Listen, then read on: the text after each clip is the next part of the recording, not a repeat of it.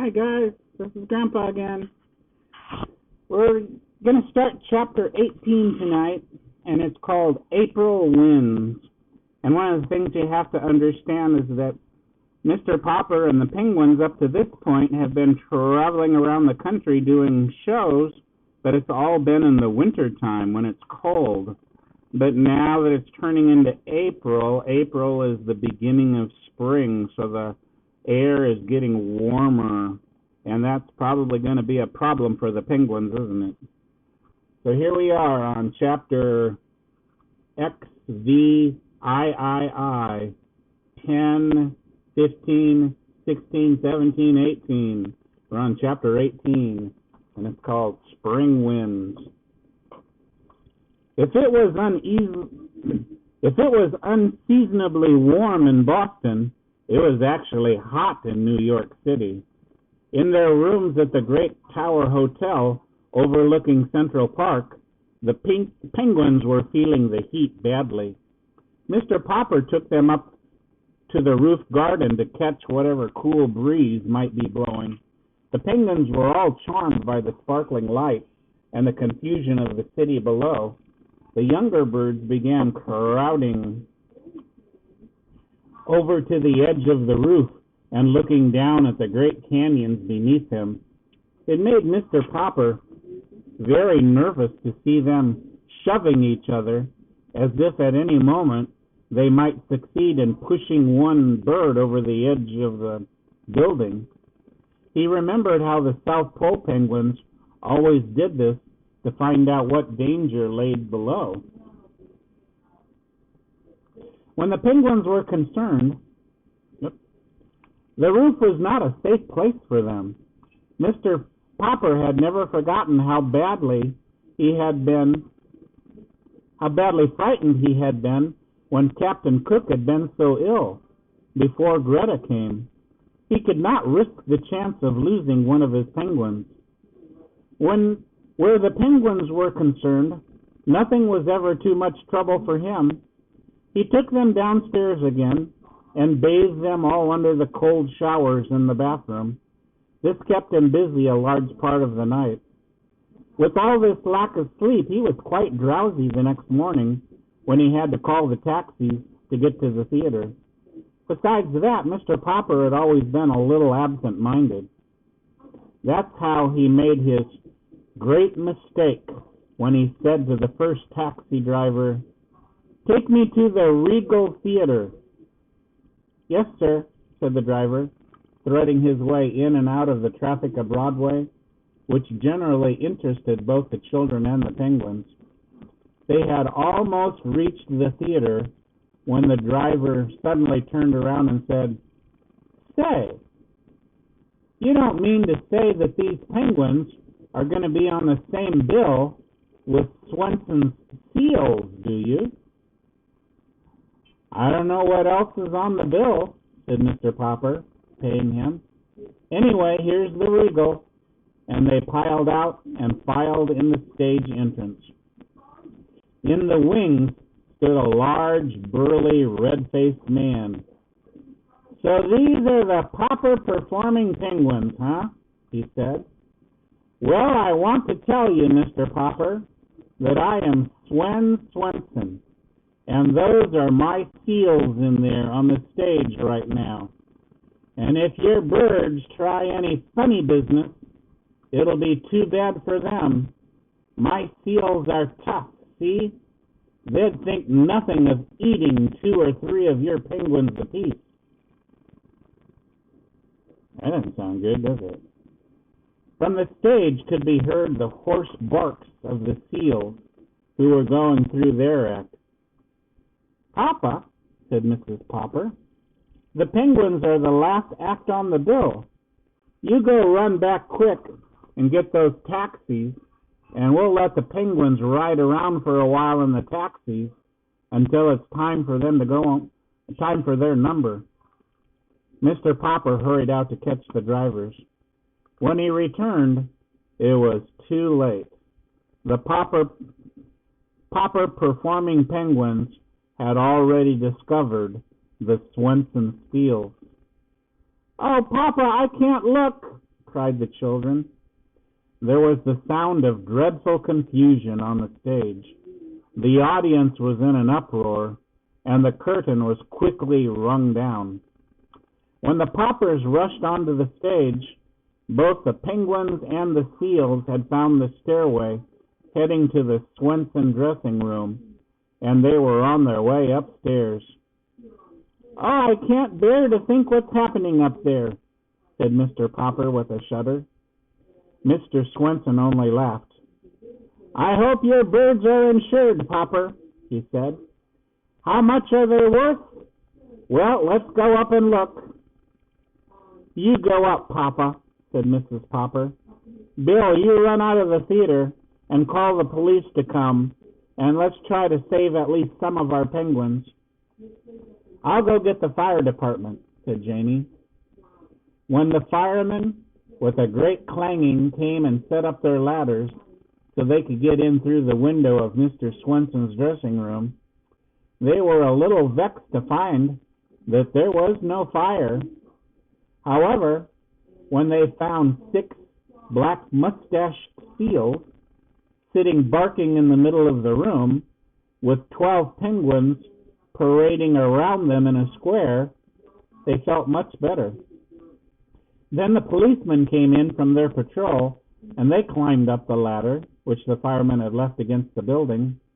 By the time they too came through the window, they could scarcely believe their eyes, for the firemen had put firemen's helmets on the penguins, which made the delighted birds look very silly and girlish. Seeing the firemen so friendly with the penguins, the policemen naturally took sides with the seals, and so they put their policeman caps on the seals. The seals looked very fierce, with their long black mustaches and their black faces underneath. The penguins, under their firemen's helmets, were parading in front of the policemen, while the seals, in their policeman caps, were barking at the firemen, when Mr. Popper and Mr. Swenson finally opened the door. And here we go. There's a picture of the seal and a picture of the penguin. Seal has on a policeman's hat. Penguin has on a fireman's hat.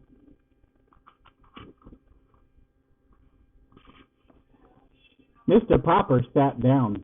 His relief was so great that for a moment he could not speak. "You policemen had better get your hats off my seals right now," said Mr. Swenson. "I got to go down onto the stage and finish the act now." Then he and his 6 seals slipped out of the room with a few parting barks. "Well, goodbye, ducks," said the firemen, regrettably removing their helmets from the penguins and putting them on their own heads. Then they disappeared down the ladder. And of course the penguins wanted to follow, but Mr. Popper held them back. Just then the door flew open, and the theater manager burst into the room. "Hold that man!" he shouted to the policeman, pointing at Mr. Popper. "I have a warrant for his arrest."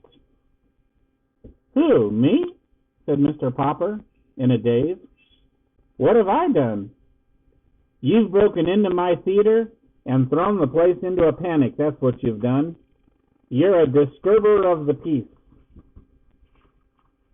"But I'm Mr. Popper, and these are my performing penguins. We're famous from coast to coast." "I don't care who you are, and you don't have any business in my theater." "But Mr. Greenbaum is going to pay us $5,000 a week at the Regal." "Mr. Greenbaum's theater is at the Royal, not at the Regal.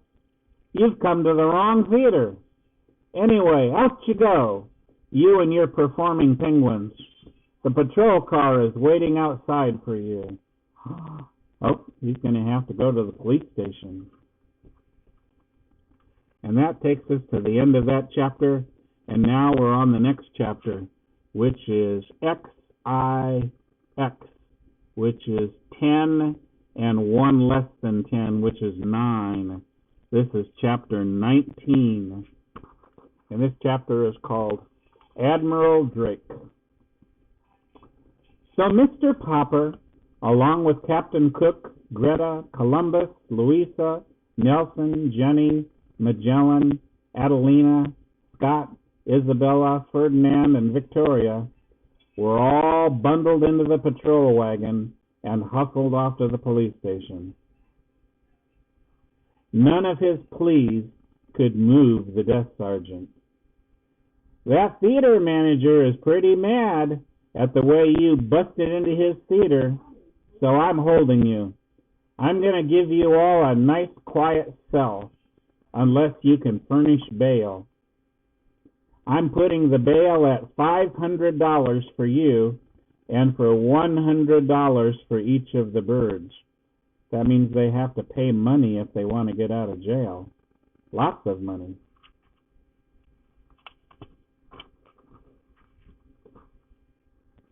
Of course, Mr. Popper did not have that much money on him. Neither did Mrs. Popper when they telephoned her at the hotel. The hotel bill was paid for several days ahead, but she had no cash. The check for the final week's salary was not due until the end of the week. Indeed, it now looked as if the Poppers would never see that check, since they could not get the Penguins out of jail long enough to put their act on at the Royal Theater. If only they could have gotten in touch with Mr. Greenbaum, Mr. Popper knew.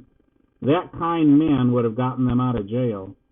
But Mr. Greenbaum was somewhere in Hollywood, clear out on the Pacific Ocean coast, and the Poppers had no idea how to reach him. It was very dull for the birds in jail. Wednesday came, and there was still no word from Mr. Greenbaum. Thursday, and his birds were beginning to droop. It was soon apparent that the lack of exercise, combined with the heat, might prove to be too much for the birds. There were no more tricks, no more merry games. Even the younger birds sat all day in dismal silence, and Mr. Popper could not cheer them up. And here they are in their jail cell, and they're not having any fun at all.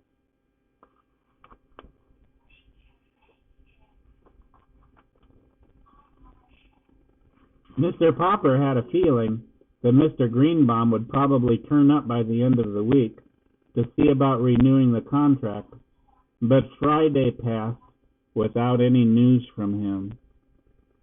That's sad. Saturday morning, Mr. Popper got up very early and smoothed his hair. Then he dusted off the penguins as well as he could, for he wanted everything to look as presentable as possible, in case Mr. Greenbaum should appear. About 10 o'clock, there was a sound of footsteps in the corridor, and a jingling of keys, and the door of the cell was opened. "Looks like you're free, Mr. Popper. There's a friend of yours here." Mr. Popper stepped out into the light with the penguins. "You're barely in time, Mr. Greenbaum," he was about to say, but as his eyes became accustomed to the light, he looked again. It was not Mr. Greenbaum who was standing there. It was a great bearded man in a splendid uniform. Smiling, he held out his hand to Mr. Popper. "Mr. Popper," he said, "I am Admiral Drake." "Admiral Drake?" gasped Mr. Popper. "Not back from the South Pole?" "Yes," said the Admiral. "The Drake Antarctic Expedition ship returned yesterday. You should have seen the reception that New York City gave us. You can read all about it in today's newspaper. But I read about the trouble you were having over the penguins, and so here I am. I have a long story to tell you." "Could we go to the hotel and talk about it?" asked Mr. Popper. "My wife will be anxious to see us back." "Certainly," said the Admiral. And when they were all settled into the Poppers' rooms at the hotel, with the penguins clustered round to listen, Admiral Drake began. "Naturally, when I knew that I was coming back to America, I often thought about the man to whom I had sent my penguin.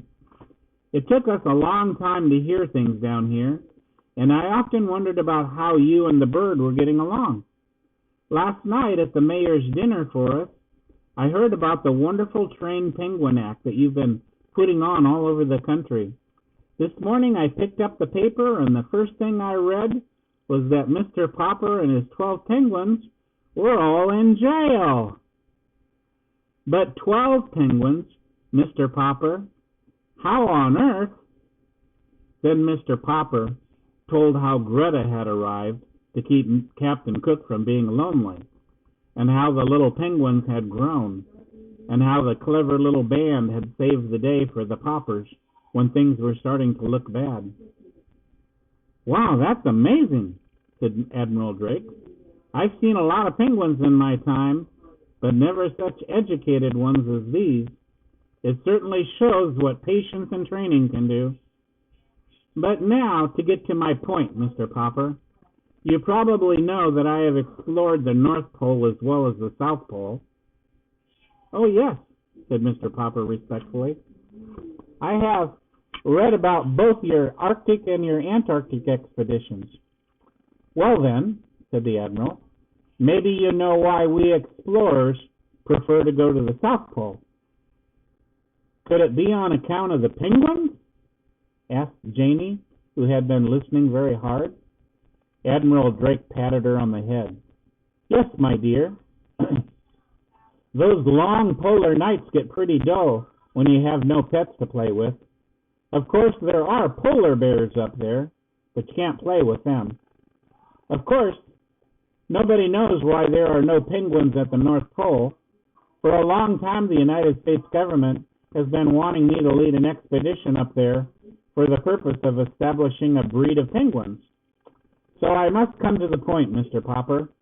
You've got such a remarkable success with these birds of yours. Why not let me take them to the North Pole, and we'll start a new race of penguins up there?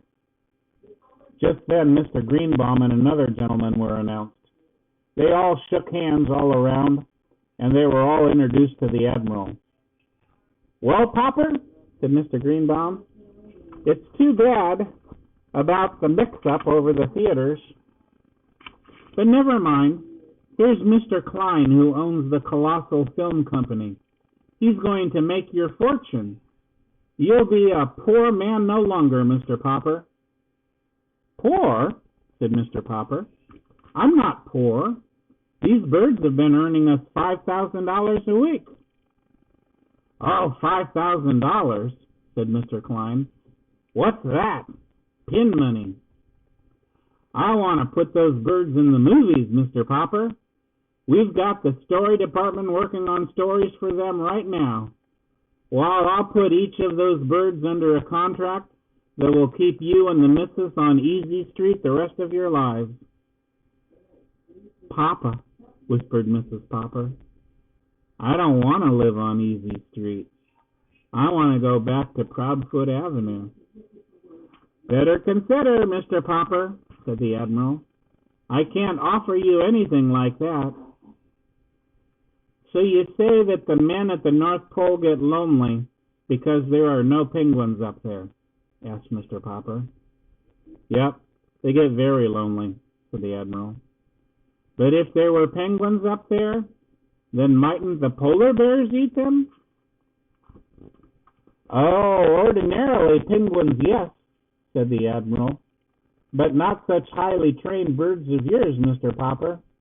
Your penguins could easily outwit any polar bear, I would guess. It was now Mr. Klein's turn to speak. In every moving picture house in America, little children will have the pleasure of seeing stories acted by the Popper performing penguins, he said. Of course, if we succeeded in establishing the breed at the North Pole, said the Admiral, the name might have to be changed a little. I imagine that hundreds of years from now, scientists would be calling them the Popper Arctic penguins. Mr. Popper was silent for a moment. Gentlemen, he said, I want to thank you both. I will give you my decision tomorrow. And that is the end of that chapter. Once again, it was good to see you. Thanks for joining me. We just have one chapter left, and then that's going to be the end of the book. What do you suppose Mr. Popper's going to do? We'll find out in the next chapter. Bye-bye.